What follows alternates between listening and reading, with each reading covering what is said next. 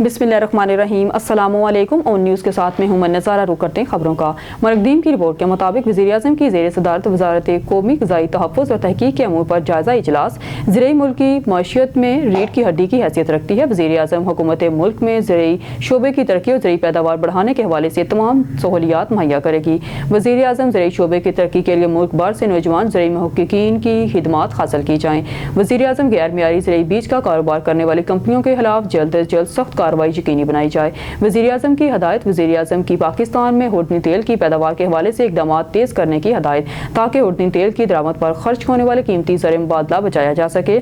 PARC में तहकीकाती काम को जल्द फ़ाल किया जाए। वज़ीर-ए-आज़म की हदायत। मरकदीम की रिपोर्ट के मुताबिक नायब वज़ीर-ए-आज़म वज़ीर ख़ारजा के सेनेटर मोहम्मद इसहाक़ डार ने माशी सफारतकारी और तजारती अमूर से मुतल्लिक़ अमूर का जायज़ा लेने के लिए एक इजलास की सदारत की। इस इजलास में वज़ारत तजारत जाम कमाल, SAPM तारक बाजवा, सेक्रेटरी ब्राय और दीगर सीनियर अहदेदारान ने शिरकत की। मोती तजावीज़ पर वादा ख्याल किया गया। DPM-FM ने यूरोपीय यूनियन समेत अहम तजारती शराकतदारों के साथ माशी ताल्लुकात को बढ़ाने के लिए एक जामिया हिकमत अमली तरतीब देने की ज़रूरत पर जोर दिया।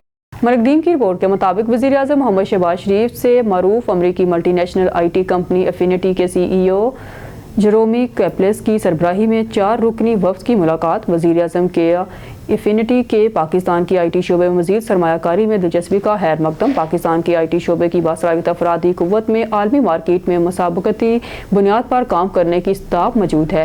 वज़ीर-ए-आज़म की एफिनिटी पाकिस्तान को कौमी और बैनुल अक़वामी सार्फिन के लिए पाकिस्तान में आलमी मियार का कॉल सेंटर कायम करने की तजवीज़, मुल्क के बासलाहियत नौजवानों को IT, AI और दीगर जदीद तकनीकी सलाहियतों से लैस करने के प्रोग्राम की निगरानी कर रहा हूँ। We will continue to invest in Pakistan due to the outstanding talent as well as the incredible support from the country and its commitment to growth in technology.